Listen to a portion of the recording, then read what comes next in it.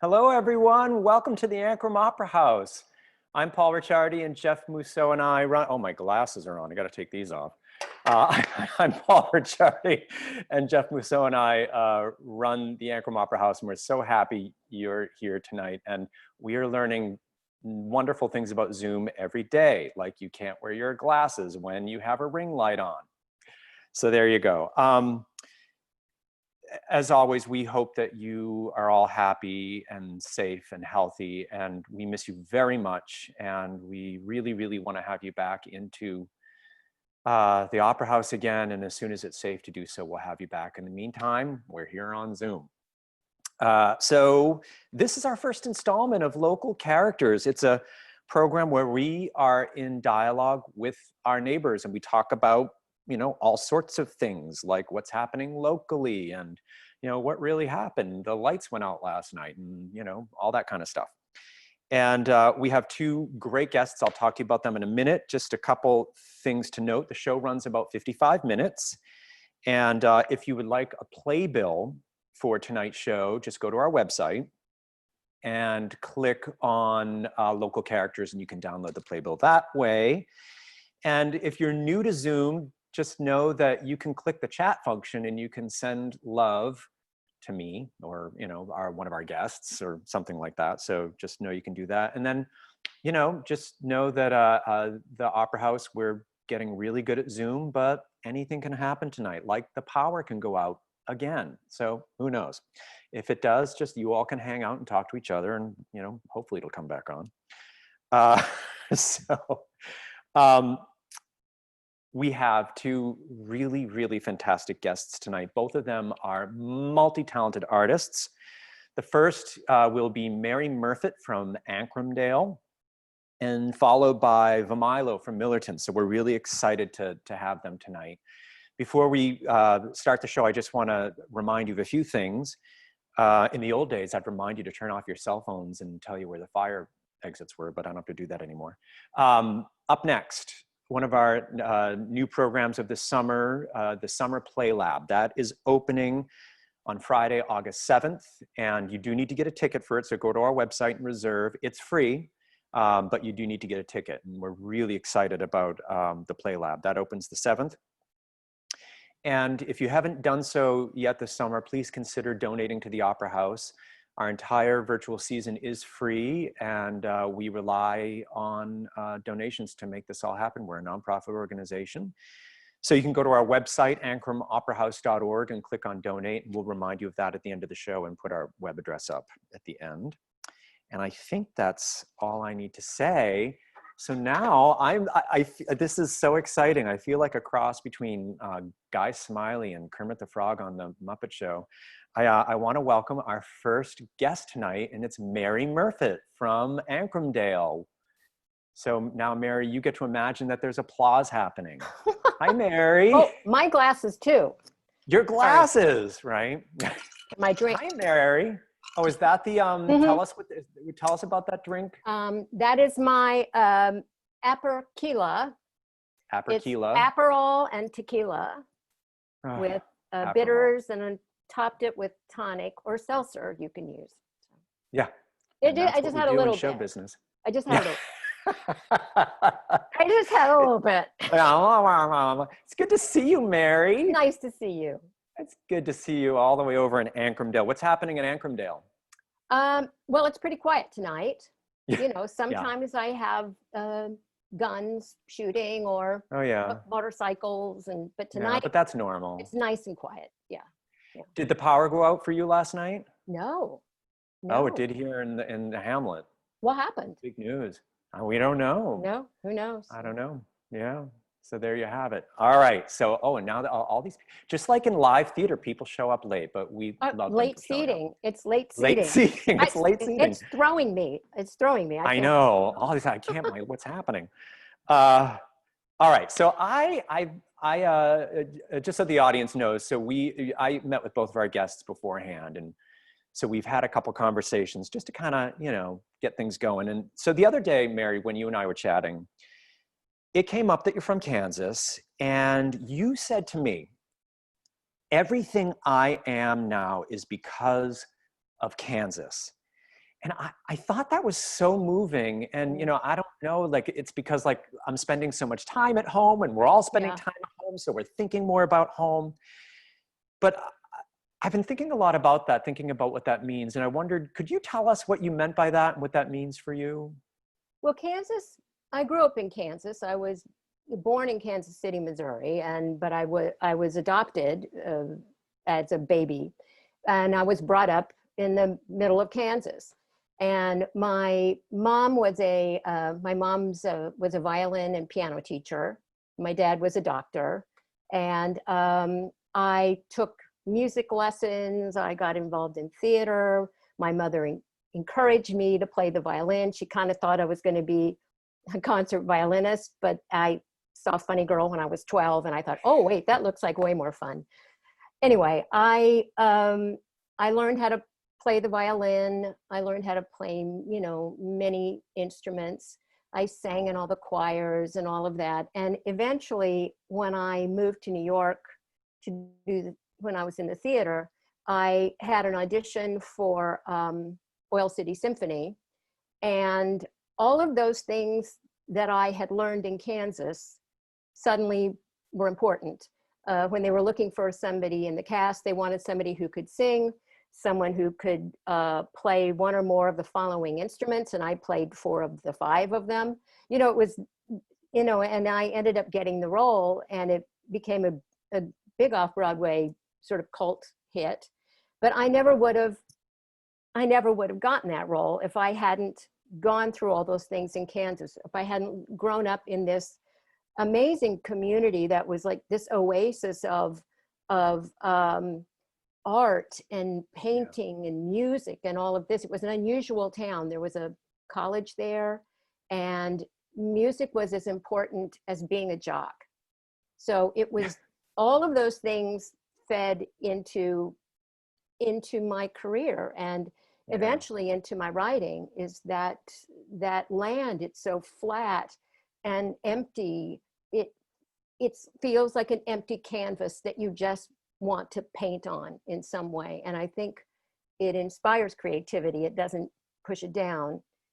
I think it inspires it. So that's so interesting. I mean, you know, as you were talking, Mary, I was thinking about, you know, my own assumptions about places like Kansas. mm-hmm. And here you are talking about the flatness of Kansas Mm-hmm. as a canvas, and how, you know, all of these artistic talents that you have grew out of that flat canvas in Kansas. It's crazy, special. right? Yeah, you just wouldn't. Yeah. And We're all gonna have to take a trip to Kansas. Well, yeah. I mean, it's a different place now than it used to be. Yeah. I mean, they have a woman governor now, and things have changed since the last governor, who was kind of scary. But I mean, it's changing, it's trying, you know, and I think eventually it will get there. But I have, you know, a lot of people I know who grew up in Kansas, they want to forget about it, but it was really, it's Lindsborg is the name of the town, and it's near and dear to me. I mean, in fact, it was after my mother had passed and my father, and Cowgirls had a big tour. It was a bus and truck tour. And they went around the country, and one of the stops they made was at this college in Lindsborg, in my hometown.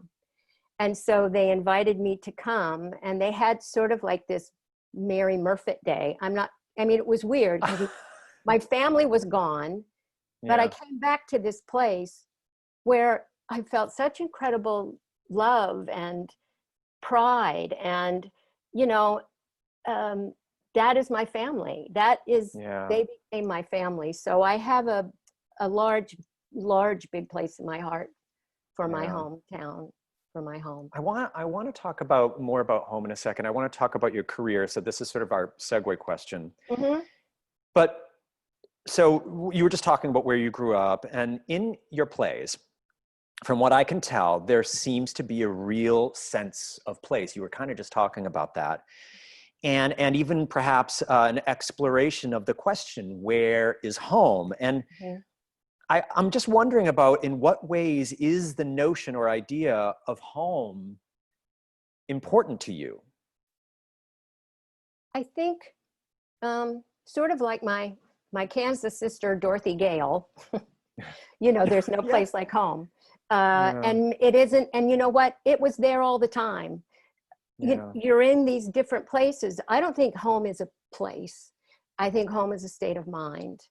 And you find your place somehow.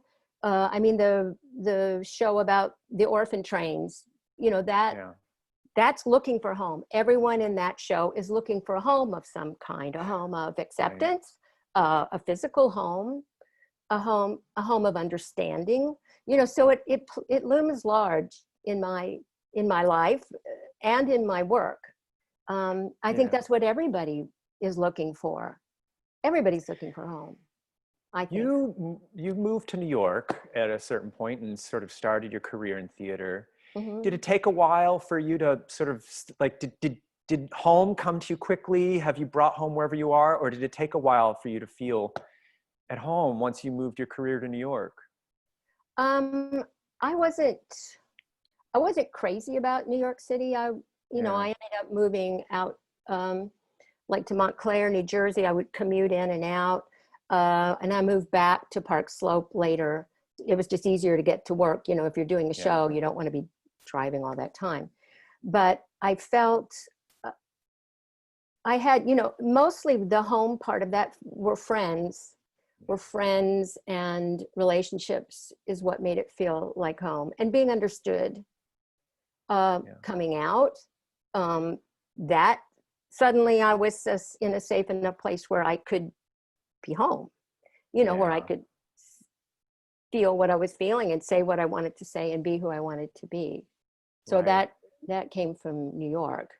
Right. Um, That's so interesting. So we were, just this idea of place, mhm. Kansas, this idea of place being home, and, this place sort of, making you who you are. But then also as life goes on, you have these people who become your chosen family. Home Yes, also becomes the people you're with. your tribe. Your tribe. Your Mhm. tribe. Yeah. Yeah. Um, Speaking of which, so the other day you told me, you said this, you said that writers write about what they know. And I'm thinking in particular about your plays Cowgirls, which you just mentioned, and then Petticoat Rules. Mhm. Can you say a bit about what it is we might be learning about you when we watch one of these plays? Well, Cowgirls, as I was writing, I had an idea of, clashing together this idea of growing up in Kansas, which you would assume is country music, Yeah. country. But I grew up in a town of class, I was a classical musician. So the idea of sticking these two things together for the show was like, a piano trio, violin, cello, piano, show up at a country western bar in Rexford, Kansas, which is where some of my relatives are from. Yeah. And I put the world's largest ball of twine in Rexford, not in the right city, but there is the world's largest ball of twine in Kansas. But as I was writing these characters for the trio, each of them were parts of me. There Yeah. was me who I had to practice my uptight character. I had to practice violin, practice, do what they said. My violin teacher clipped my nails till they bled, that, that kind of thing. Yeah. And that, so uptight, very, stayed. And then another character is gay, but she's afraid to say anything. There's a line in one of the lyrics says, changing the pronouns to put others at ease. Thank God for the music Ugh. and old friends like these. So that was one of them. And then the lead character, Joe, who owns the bar, but her mother ran away when she was a kid. So there's the abandonment, sort of like, not knowing where your mother is, or not, Yeah. that sort of thing. So they all had elements of me in them, these characters, as I created them. And Yeah. you would learn it. And then there are lots of songs about Kansas, the women who, a lot of early, the women's movement started in Kansas. There was suffrage. A lot of suffragettes were there. Some of the first woman governor was there. and then that led into Petticoat Rules, which is, Right. once again, I love stories about women in history, especially lately. My new writing is about people in history who nobody knows about, Right. and or has the wrong idea about. It's not the correct bit of information that Right. people always assume, is true about them. So Yeah. I want to take it a step further. So just kind of building on this idea that people write about what they know. I want to say that, actors embody a character from a place of self. I'm an actor, we embody characters from a place of self, and we draw from what we know, right?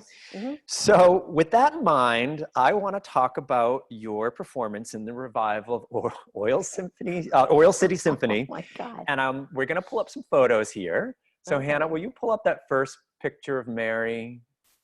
Okay, so there we are. Yeah. There's Tootsie. you. I look like Tootsie. Mary, I love this photo so much. I mean, I've lived in Ancram for 5 years now. I've gotten to know you a little bit, but somehow looking at this photo, I'm like, I know you. So what are we learning about you when we see this picture? Well, this is a part of the show. Oil City it's a mock recital, and it's great musicianship, but bad choices. You know what I mean? Like there's a Inagata is one of a medley that I played flute in. There's a flute lead in Inagata. I mean, it's stuff like that. And so this happens at the end of the first act. We're doing a patriotic fantasy. And I think it's you get to the one of the dum bum bum bum bum bum bum bum bum bum bum bum right there. And then it builds up to that. Well, I'm playing 3 instruments, so I'm going back and grabbing this, grabbing that, grabbing the flute, grabbing the violin, grabbing, so I have to go back and grab this saxophone in time to get to going bum bum bum bum bum, and it's rushing. You're rushing, and then I get rid of the saxophone. So that's what's happening right there. So the drummer is like, yeah. So it's action. It's an action shot. It's an action shot. That's an action you're like shot. doing musician Olympics. That's with right. A very colorful dress. There's a bird in my hair too. And it's a bird. I thought it was like a gardenia or something. It's a bird, and it is my beautiful wig. And That's when a great wig. we were doing the show in New York, we'd come out, the cast would come out afterwards. We'd come out at Circle in the Square. We'd come out, and people would rush up to the other cast members and like want autographs and stuff. Yeah. They didn't even know who I was. Because you have your wig Where's on. the old lady? I've been looking like an old lady since I was, 32 or something. Whatever. No, in that drag. Oh yeah, well, you're on maybe those grandma yeah. cupcake shoes on. Oh yeah. All right, let's pull up another photo. Hannah, will you pull up the next photo of it's Petticoat Rules, I think. Yeah, okay. So here's I love this photo. And what are we learning about you looking at this photo of Petticoat Rules? Well, I heard about there were these women. They were called the Petticoat Rulers. They were the first all-woman town council in the country. And when they got elected, women this happened in Wyoming, in Jackson Hole, Wyoming. And in Wyoming, they gave women the right to vote like 1860 something to get women to move there, so they were able to vote. So these women, every time it rained, the roads would go all muddy and it was a mess, no lights, no this, and the women just got sick of it. And they said, well, it's like keeping house. We're just going to clean up this town. So all these women ran for like mayor and, 4 town council members, and they all won because the men thought, they're not going to, there's 10 men to every woman here. Well, they won. And this is a true story. And so when a friend of mine had approached me, she'd moved out to Wyoming. She said, I can get a grant here, a millennium grant. Can we apply for it? I've always wanted to write something with you. And she said, and she told me about this the petticoat rulers is what they were dubbed by the East Coast newspapers. And I said, I'm in, let's do it. So Great. I was so excited about this. And when I Yeah. went to Jackson Hole to do, to do more research and everything, I went to the town hall and I looked on the walls, they have all the pictures of all the mayors that have ever been. And you're going along, man, Grace Miller, there she was. And I started to cry because I just, done research about her, but seeing her picture there. And then there was not another picture of a woman after that until the year after we did Petticoat Rules, and they then elected a woman mayor after that. That's great. So That's great. But I have one more picture. Yeah. Oh, sorry. What were you going to say? No, I was just that the other picture was when she's running for office, and it's before the end of the first act. And anyway. Now, the final picture. What do we know about you? We'll learn about you in this photo, Mary. Well, I called this night the night that she came to see the show at the Minetta Lane. I call it my night of Dalai Lama. It was my Dalai Lama moment. She's like a god. You know what I mean? She's a god. And so, can I tell the story to what happened when she came? Yes, please. So when I do the show, I never wanted to know when there were celebrities in the audience because it would just freak me out and I was upset. And I said, so don't tell me, I don't want to know anything. And so at intermission, we play girl country music, all these different, like Reba and all these things. And then there's a Dolly Parton song that's in the intermission music. So why'd you come in here looking like that with your painted, that song starts playing. And you can hear when you're in the dressing room, you can hear what's going on in the audience. And so all of a sudden there's this clapping and going, everybody's going crazy, and I said, God, we're on fire. The audience, there's intermission and they're going crazy for us. And I even had a line in the show, something about my uptight character was saying, I didn't study violin my entire life to become Patsy Parton, she can't even, and it got the biggest laugh ever. And I'm thinking, God, I'm killing it. I am so killing it tonight.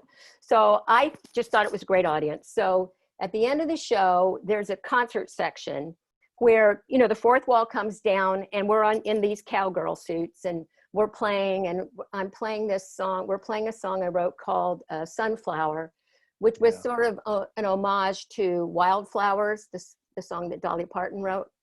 So we're singing the song, and I can look out in the audience, and I always would look at the producers' house seats, and I see out in the audience this big blonde head going like back and forth, with the thing. And I looked, and I'm between the two other girls in the trio.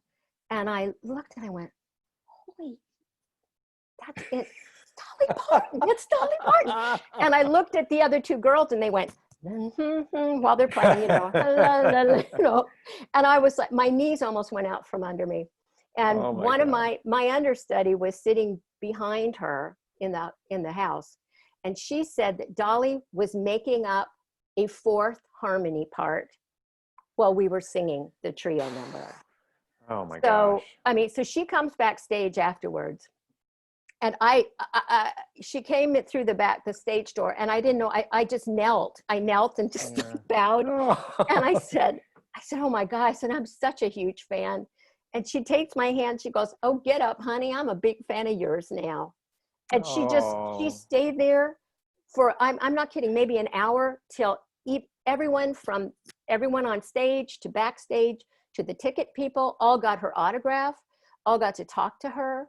I mean, she was so kind and charming. And, for somebody who's as fake as she is, she's the most authentic person, celebrity type person I've ever met. And she was just great. And then she said, I'm going to be doing Regis and Kathy Lee tomorrow. God bless Regis. He died today. Regis. Oh, I didn't hear that. Oh no. She said, I'm going to be on Regis and Kathy Lee tomorrow. So you be sure you get up and see me. Well, she was actually co-hosting it. So, we're turning on your TV like 9 in the morning for an actor is early. Yeah. And she comes on and he said, well, what did you do? What have you been doing since you got to New York? And she said, you know, I saw the most wonderful show last night at the Minetta Lane Theater. She gave this big plug. Yay. And she said, it's called Cowgirls. And she leans into the camera and she goes, hello, cowgirls. And I'm half asleep and I'm going, oh my God, Dolly Parton's talking to me on my TV. That's anyway, amazing. but that was my Dalai Lama. Isn't she great? Don't you just love her? Oh, we love her. She's Hannah, let's bring Mary back now. Say goodbye to Dolly. Bye, Dolly.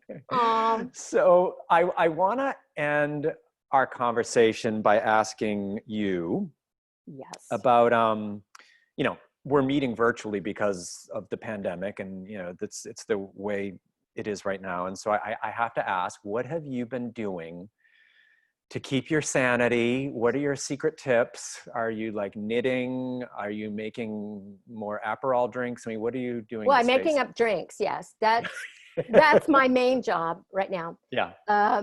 And I did sew. I sewed some masks. You know, I did that. Tried to bring back my sewing skills. I started practicing my violin again. Oh wow. And then I'm now mostly, I don't mind actually being isolated so much. You know, it's good for writing and thinking. It's been hard to write, I have to say. This has sort of crushed the creative thing a little bit. It's because you're going, well, where are they going to do this show? How are they going to do a live? So I've been working on some of my existing pieces and new pieces, trying to make them work for like a Netflix sort of maybe episodic thing. Yeah.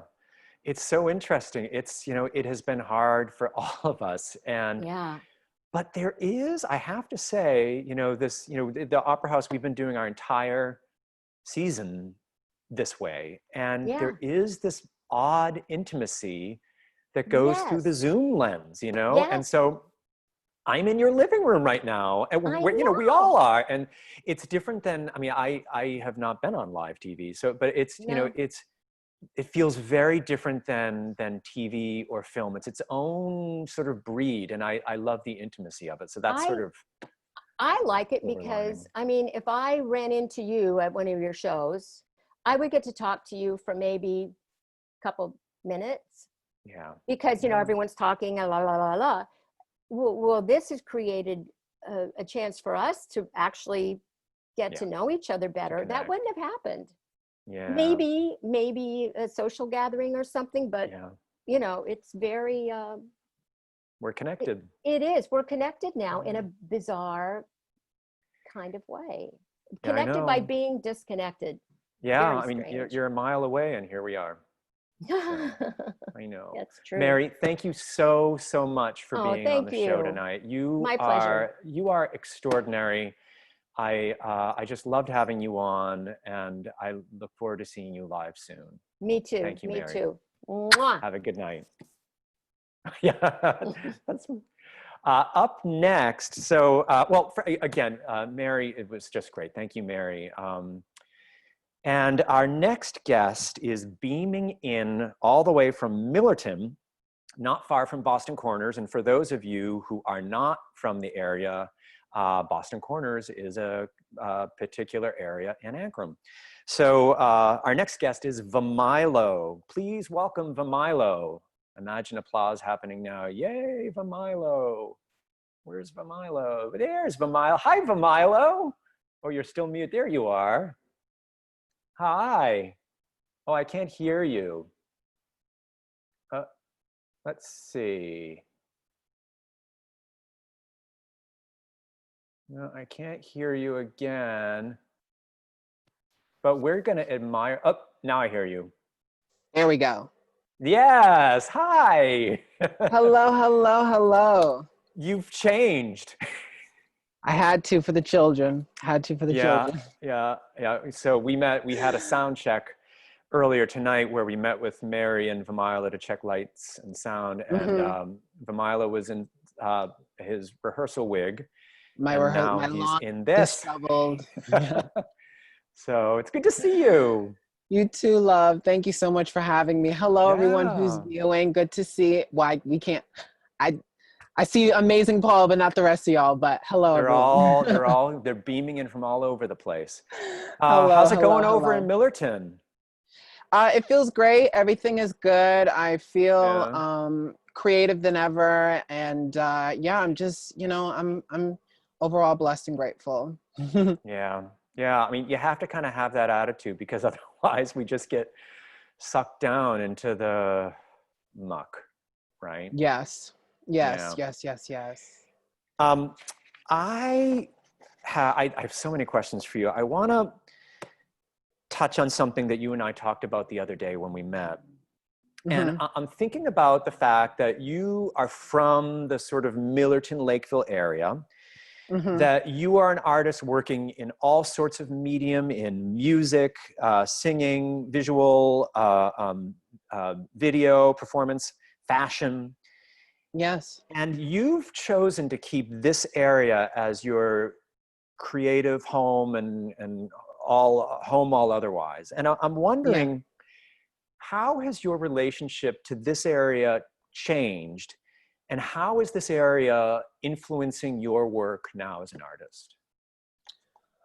Well, it has changed, such as myself. I identify as an enigma, or as a chameleon who's also changing and growing. And uh, the key thing about how I get through, living in a small town is that, um, everything's not here forever. Everything is an amoeba, something that's slithering through different changes throughout, life, and hopefully Yeah, for the better. But I want to stay as grounded and as real and authentic and to my roots as I possibly can, because I, as people may not know, as the way I look, but I was born and raised here. Like, I'm a homegrown, you know electric local, so I love Millerton. I love Salisbury, Connecticut. I love people from the city coming up, because yeah, there's hope for them if they want to move down here. That, yeah, you can still be whoever you are, and there is a loving connection here. So yeah. it's so many different things. It's hard to wrap my mind around it. Yeah, I mean, I want to look at one of your videos later, but as I get more familiar with your work as an artist, particularly your video work, I see, and of course I'm recognizing some of the locations from your video work, but even Mm, more than that, there's something about this area that does seem to seep into your work, and it's beyond the fact that you're using the field on Boston Corners Road or whatever. Um, right. how does our area um, speak to the work that you create? um it speaks to me in many different ways, and Yeah, it makes me feel, I don't know, just something about being in a space where you think that there's nothing but land and country and farms and yeah, everything. For me as an artist, I always like to challenge myself to see the beauty in every little thing, good, bad, rich, poor, um, yeah, and try to make an artistic expression out of it, because, I see everything as a art form, and uh, somewhere between reality and fantasy I live to kind of make myself feel sane to be in this type of world. But yeah, what I love about the scenery of, where I'm at, is that there is a space of a historical freedom, and yeah, something about, me, and only, I'm an infant in my artistry. I'm only 23.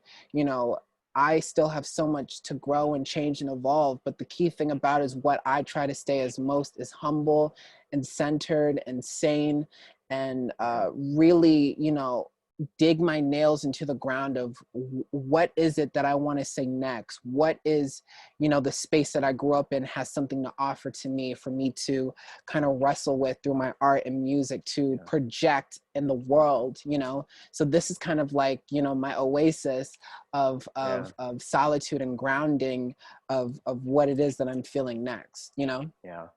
I love that you talk about, being humble. Because when you're in nature, especially where we live, it's like, it is so humbling because, the mountains that are around us in the fields are so much bigger than we are. And so, Yeah. I see that in your music. There's this one shot, I don't think it's what we're looking at, but there's this one shot, I forget which one of your videos, where you were standing by a tree that has fallen over. And the bottom of the tree trunk is way higher than you. Yeah. And I see what you're talking about, that idea of like nature's humbling in your energy and in your work, for sure. Yeah. And it's, I love that scene. That's actually, I work at a retreat center. Shout out to the Watershed Center. Yay, Watershed. And that tree was actually, it was a kneeling tree. And there was a storm, and underneath got waterlogged, or if I'm saying that right. I don't know if my parents are watching. There's a proper term for that, but it uprooted and fell over, and it was, we didn't hear it, like none of it, and we had guests come up, so we didn't hear it until like we saw this, that morning. And just something about the symbolicness of it, on how it may have uprooted, but it still was able to blossom, and it didn't die. And it was just this cosmic reflection of what, we've been through, and where we're going, and how we're still, it's still laying there, but, we made it more prettier and more, beautiful, and we fixed it up a little bit. But it's this beautiful symbolism of, being uprooted, but still holding on to yourself. That's beautiful. It's beautiful. Yeah. The other day you told me another story, and I just can't, it's really kind of stayed with me. And you were talking about how when you were a kid, you would keep a piece of that plastic that people will put over their windows in the winter to keep the cold out. So you would take that plastic, put it on the wall by your bed. Yeah. So that if you woke up in the middle of the night with a really, really important idea, so like if you were dreaming or you had a dream, you would have a dry erase marker, and you would just write on the wall the idea or the thought. And that is genius to me. And so then you went on to say that one of the ways you describe yourself as an artist is as a visualist. Yes. And I didn't know any visualists before I met you, but after you told that story, it made total sense to me. And so I wonder if you could talk a bit about why you call yourself a visualist, what that means for you. Yes, it was funny. I wasn't obviously allowed to write on the actual wall of my grandparents' place. So I was just like, I had this extra plastic that I was making outfits in. So I was just like, well, let me stick it up against the wall, because, my creativity comes to me 100 miles a minute. Wait, whoa. Did you just say you were making an outfit first out of the plastic that people put on windows? Yeah. All right, yeah. just checking. That is shocker. That is absolutely extraordinary. Go on. I'm sorry. I just had to make sure we all noted that. How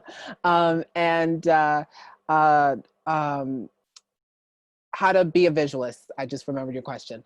I was born with a learning disability, dyslexia. So I had a very hard time reading and writing a little bit, but, I went to Salisbury Central growing up, and, my special education section, my resource teacher, really knew, and everyone around me kind of knew that, I was more, I had like collect the information more through art and imagery and through pictures. And I'm ever so grateful for them, because instead of, I didn't even realize I had dyslexia until I got into high school, which is so ironic. Wow. I was like, look at me feeling all special. I got my own little assistant. I don't have to do science class. I don't need to do Spanish. Who am I? Like, who am I? And so shout out to Salisbury Central for making me feel like, you know, that I had no issue at all. But yeah, so I was better at connecting with imagery. And, you know, when I remember I was doing a project about, you know, cells and everything, I couldn't wrap my head around it. So I was just like, well, can I, and I was the king of metaphors back in I still am tastefully, but like earlier in my youth, I always spoke in metaphors because I was able to connect things that seemed similar. So I remember when I did the science project that involved, you know, talking about the cells in the body and how everything works, I kind of metaphorically made a project about it through a fashion show in a way. Like everybody has to be in their space to, you know, walk down to make the show great, and how the cells are trying to make the body great and everything. So that's kind of the way I see things, is through metaphors and through imagery. And instead of, you know, feeling so insecure about it, you know, I embrace, you know, the fact that I am a visualist and that I connect more with imagery. You know, I know so many people, but it's just like, do you know that I'm better with image? I got to see a picture, because, you know, it's the way I view things. And I love film. I love music videos. And, you know, that's what's the video that you'll see in a second. Yeah. You know, it's I admired Michael Jackson's music videos because they were beyond music videos. They were little short films. Same thing with Lady Gaga, little short films. Same thing with Beyonce, the whole Lemonade. You know, we see things, I see things in a visual aspect. So I love being a visual artist. And I think some people see this first before they get to know me. And then now I bet, you know, people are like, oh my gosh, like an old soul he is, you know. But Totally. I love vision. I love visuals. You know, it's second nature to me. That really comes out sort of just, it's the way I've seen you perform before, and I've seen fashion shoots, you modeling clothing before. Yes. Your video work really kind of brings, for me as an audience member, brings this together. And and in a minute, I want to show the audience one of your videos, you know, because, you know, your videos, it's of you, your music, your singing, but they're more than only music videos. They're absolutely beautiful, and they're stunning, and the editing is remarkable. And so I want to show the audience a clip about a minute from your video, Upside Down. And then after we show the clip, I would love to talk to you about the process that you went through to create it. Okay. So let's go ahead and take a look at that. Our memory repeats in a circle for eternity. Our memories remember.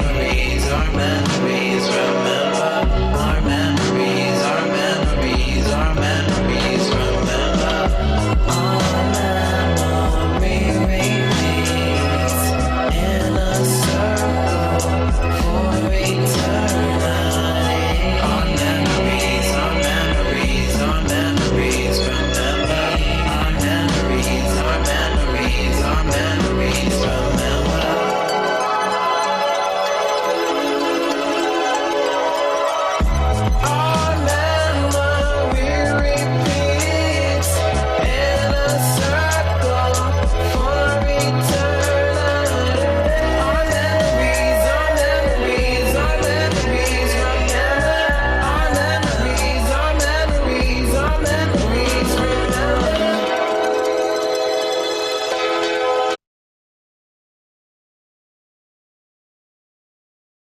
That was amazing. Let's bring Vemilo back. Where's Vemilo?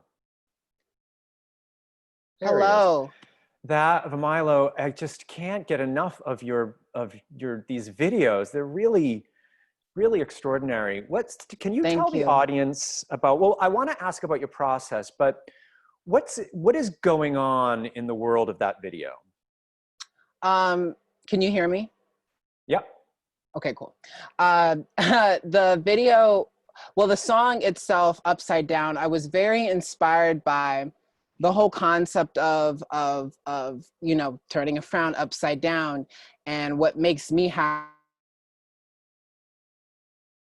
is visualism. I had this weird idea where I wanted it to be this whole cosmic thing where it was such a gratitude and such of a joyous time to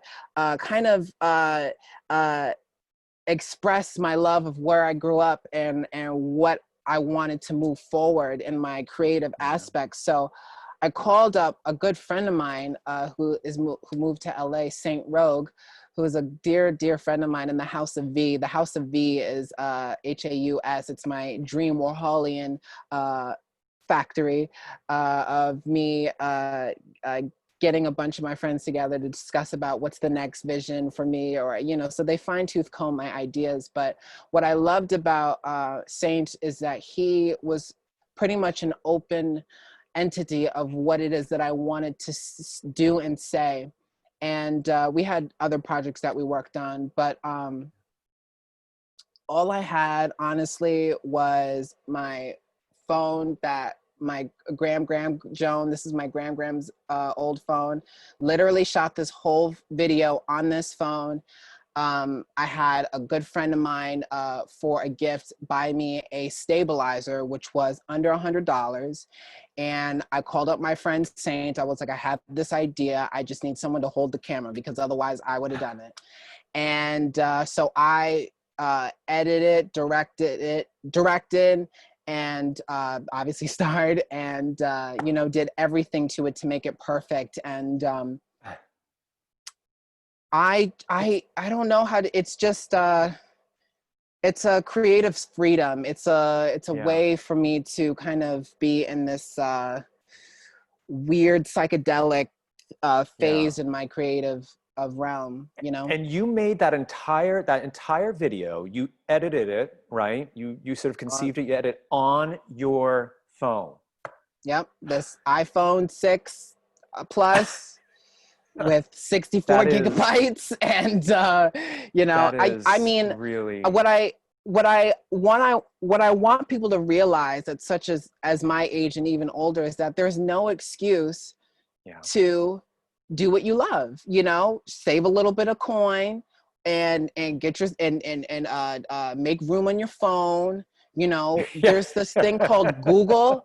Oh my gosh, you can Google how to edit, how to, you know, if you really are so invest in yourself. That's the advice I would give to people. Truly invest in yourself and be disciplined and be your own student. And you know, fortunately enough, I was making, you know, small music videos for my little Barbie dolls, and, you know, creating outfits for them, and, you know, editing that and seeing how that could work, or recreating a Gaga video. So I was doing editing at such a young age. But, you know, with this, you know, where I'm at now in phase 4 in my life, being an artist, making music videos of your Barbies and editing them on your phone. I was editing on a laptop at the time because I didn't have a phone yet. I was so anti-phone, believe it or not. Like, I was just like, now you're not. now you're I'm not. I wanna ask you one more question. What do you think, at least about the film? What do you think?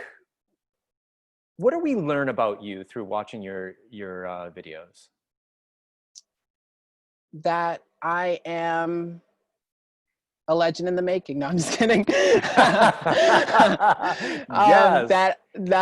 I am a young, old soul who is wanting to break stigmas and bring people together. You know, I always say, if Gaga and Prince had a baby, it would be me. You know, wanting to just create a safe space for people to feel like they belong. And, you know, growing up in, you know, not so a decent household, but, you know, there was a lot of struggle of, you know, substance abuse and all of that regarding, you know, people who were taking care of me. I kind of had to fend for myself and had to re-raise some old family pathologies that, you know, we sometimes inherit subconsciously. So overall, I'm just blessed that I was able to, you know, with all the pain and the chaos that was going on, you know, in my household, I only used my pain and my frustration through art. I've never picked up a cigarette. I've never smoked. I've never done any type of illegal substance at all, because it's just not my thing. And, you know, I get high off my creativity. I get high off music videos. I get high off,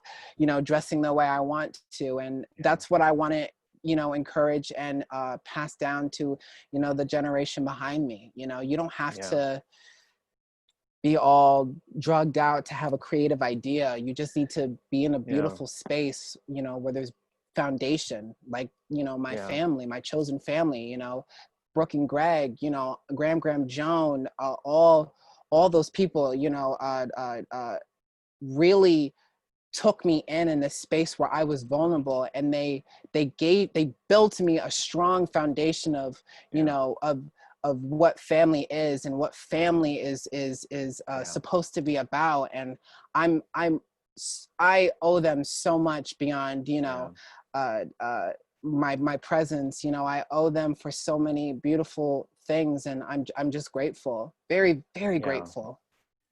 You know, I mean, there's so many things as you're saying that, Vemilo. First of all, I'm thinking like, I'm grateful. Like what? Like we have people like you here. It's like your work is extraordinary, and it was so interesting. You brought up chosen family, and I don't know if you were watching in the last segment when Mary was on. We were talking about that too, and you know, I'm thinking about the fact that, you know, this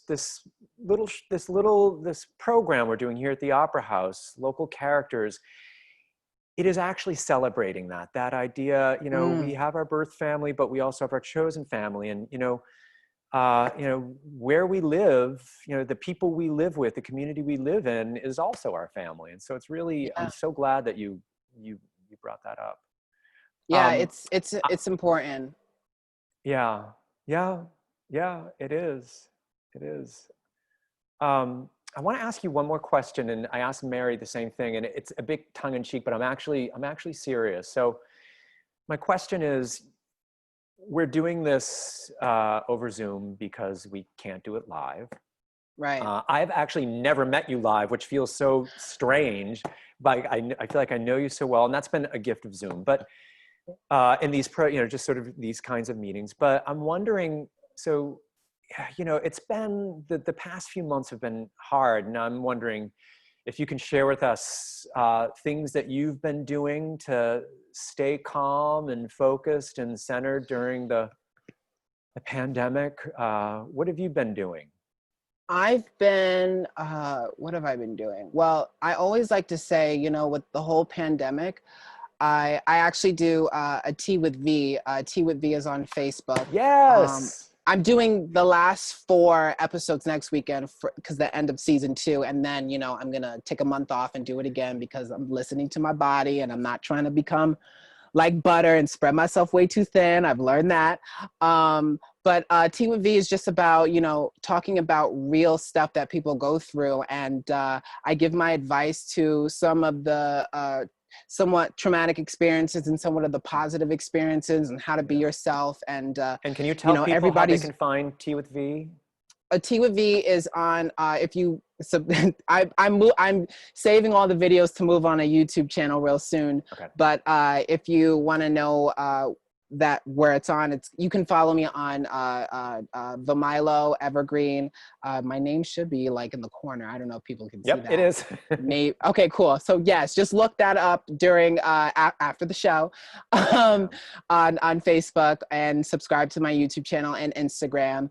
But and your website's beautiful too. Oh, thank you. Yes, VemiloMusic.com. It's very, yes, I designed it myself because I'm a visualist. But I actually did a surprise soundtrack for a beloved friend of mine.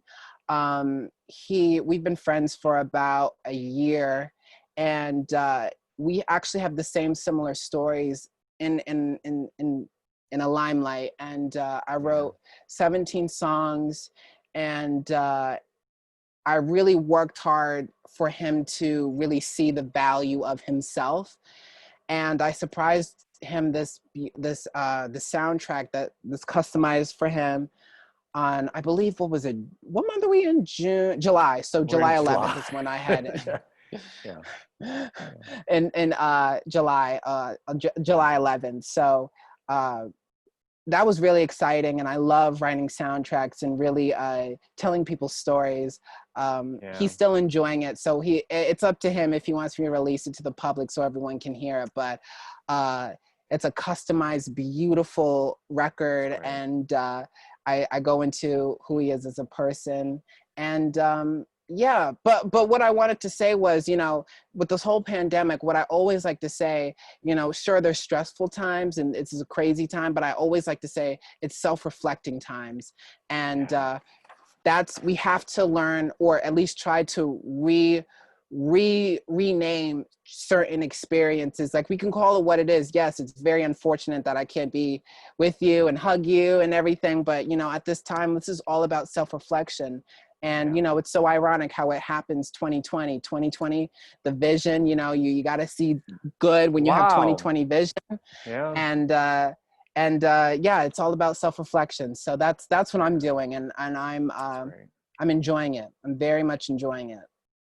Vemilo, you are extraordinary. Thank you so much for being on this show. And you can all say that you saw Vemilo first on Local Characters with Ancram Opera House. Vemilo, we hopefully there'll be a part 2. Back. Yes, There's definitely going to be a part 2 and 3. Vemilo, thank you so much for being with us tonight. It's really thank you been so lovely. much. Yeah, And be well. And see enjoy. You soon. Thank you. Mwah. Okay, bye. Bye. Oh, that was Vemilo. That was great. And that's our show. That's our show. An hour went by really fast. We're going to have another installment of Local Characters in the fall, and I don't know who we're going to have on yet, but it'll be hopefully as much as fun as tonight was. Hannah Schiffer stage managed tonight's show, so thank you to Hannah, and she was assisted by Raphael Mzari, so thank you, Raphael. And also a huge thank you to our funders, the New York State Council for the Arts, Fair Game, Berkshire Taconic Community Foundation, Harrington's Hammertown, Harrington Fuels, and all of our individual donors. And you too could become an individual donor. If you'd like, just go to ancramoperahouse.org and click on donate. We would very much appreciate your support. Our website will also flash on the screen at the end of the show if you want to write it down. Don't forget to get your tickets for the Summer Play Lab. You can go to our website for that as well. And then just thank you again so much to Mary Murfitt and Vemilo. And thank you to all of you for coming. Have a great night. We'll see you soon. Bye-bye.